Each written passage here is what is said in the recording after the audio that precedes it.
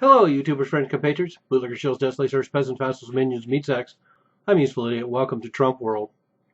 And I want to say that the rumors I'm hearing about some of these appointments are a little disturbing. But as I've always mentioned in videos before, it's always really important to look at who the presidents are appointing in these cabinet positions. Very telling, obviously, very obviously, about what kind of policies we're going to expect and what kind of characters we're going to see involved. And one of the tip-offs before Obama even got elected, and I knew he was going to be the kind of president he was going to be, and I didn't like him before he even got elected, was looking at some of these appointments. You know, all this talk about fresh faces and just bringing in the same old tired retreads. And that's what we saw in a lot of these campaigns too, with Hillary Clinton and Mitt Romney, and like all the same old status quo bootlickers and shills and snake oil peddlers that we see over and over and over again. And that's one of the things that disturbs me now, looking at the assembly of Trump personnel. I don't want to get too crazy yet, but you know, I'm not exactly thrilled about a lot of these choices. The latest one, of course, is insane. You know, the whole idea that Jamie Dimon would be offered the Treasury Secretary position really just seems absurd. But if it turns out to be true, I'll be the first one to eat my hat. And I do have some hats, as people know. But Jamie Dimon, of course, has been a longtime supporter of Barack Obama and Hillary Clinton, and the banks have all supported Hillary Clinton and the Democrats.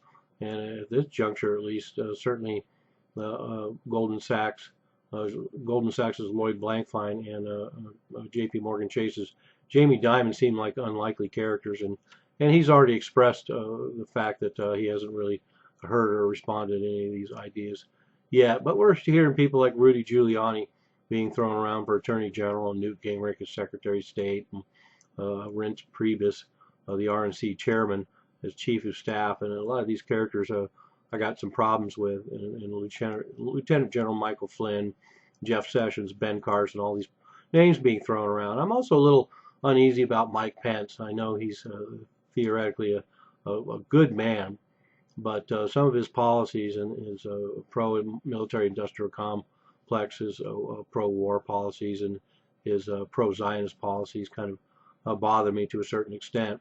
And I've also developed a theory that perhaps, you know, just let me throw a conspiracy theory out there just to get it going on the web. But sometimes I theorize they let Trump become president because who they actually want to have president is Mike Pence. He would be a wet dream for all the insiders in the military-industrial complex and everyone else.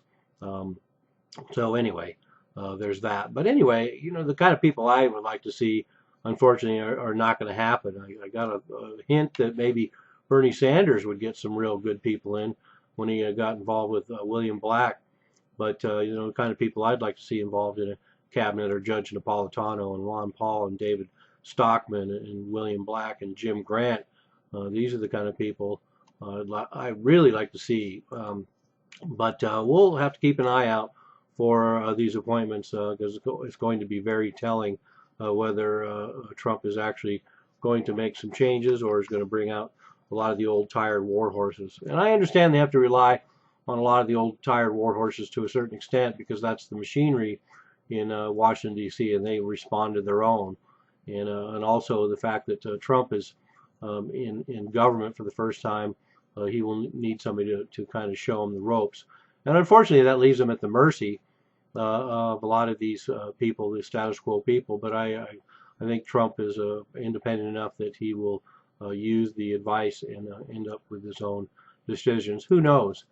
Time will tell. I mean, it's only the second day. But like I say, I think the idea that Jamie Dimon is going to be Treasury Secretary is preposterous at this point, and it's amazing that that is a piece of information has even come out. But a lot of these other posts are questionable as well. I know a lot of people out there probably don't share my opinions, but a lot do.